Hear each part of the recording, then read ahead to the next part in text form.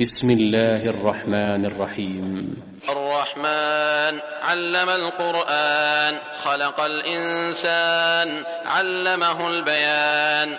الشمس والقمر بحسبان، والنجم والشجر يسجدان. والسماء رفعها ووضع الميزان، ألا تطغوا في الميزان، وأقيموا الوزن بالقسط ولا تخسروا الميزان. والأرض وضعها للأنام، فيها فاكهة والنخل ذات الأكمام، والحب ذو العصف والريحان. فبأي آلاء ربكما تكذبان؟ خلق الإنسان من صلصال كالفخار، وخلق الجان من مارج من نار. فبأي آلاء ربكما تكذبان؟ رب المشرقين ورب المغربين. فبأي آلاء ربكما تكذبان؟ مرج البحرين يلتقيان، بينهما برزخ لا يبغيان. فبأي آلاء ربكما تكذبان؟ يخرج منهما اللؤلؤ والمرجان. فبأي آلاء ربكما تكذبان؟ وله الجوار المنشآت في البحر كالأعلام. فبأي آلاء ربكما تكذبان؟ كل من عليها فان، ويبقى وجه ربك ذو الجلال والإكرام. فبأي آلاء ربكما تكذبان؟ يسأله من في السماوات والأرض كل يوم هو في شأن. فبأي آلاء ربكما تكذبان؟ سنفرغ لكم أيها الثقلان. فبأي آلاء ربكما تكذبان؟ يا معشر الجن والإنس إن استطعتم أن تنفذوا من أقطار السماوات والأرض فانفذوا، لا تنفذون إلا بسلطان. فبأي آلاء ربكما تكذبان؟ يرسل عليكما شواظ من نار ونحاس فلا تنتصران. فبأي آلاء ربكما تكذبان؟ فإذا انشقت السماء فكانت وردة كالدهان. فبأي آلاء ربكما تكذبان؟ فيومئذ لا يسأل عن ذنبه إنس ولا جان.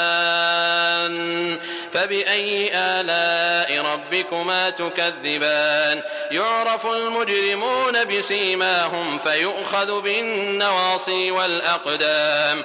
فبأي آلاء ربكما تكذبان؟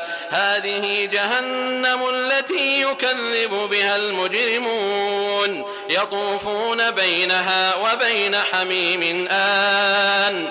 فبأي آلاء ربكما تكذبان؟ ولمن خاف مقام ربه جنتان. فبأي آلاء ربكما تكذبان؟ ذواتا أفنان. فبأي آلاء ربكما تكذبان؟ فيهما عينان تجريان. فبأي آلاء ربكما تكذبان؟ فيهما من كل فاكهة زوجان. فبأي آلاء ربكما تكذبان؟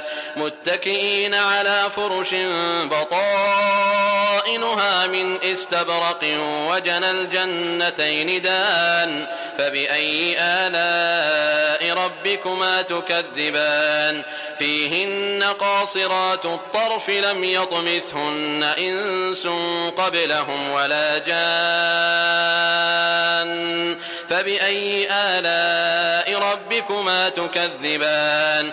كأنهن الياقوت والمرجان. فبأي آلاء ربكما تكذبان؟ هل جزاء الإحسان إلا الإحسان؟ فبأي آلاء ربكما تكذبان؟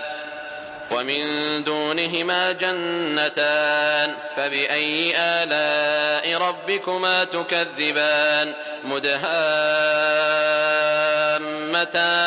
فبأي آلاء ربكما تكذبان فيهما عينان نضاختان فبأي آلاء ربكما تكذبان فيهما فاكهة ونخل ورمان فبأي آلاء ربكما تكذبان فيهن خيرات حسان فبأي آلاء ربكما تكذبان حور مقصورات في الخيام فبأي آلاء ربكما تكذبان لم يطمثهن إنس قبلهم ولا جان فبأي آلاء ربكما تكذبان متكئين على رفرف خضر وعبقري حسان فبأي آلاء ربكما تكذبان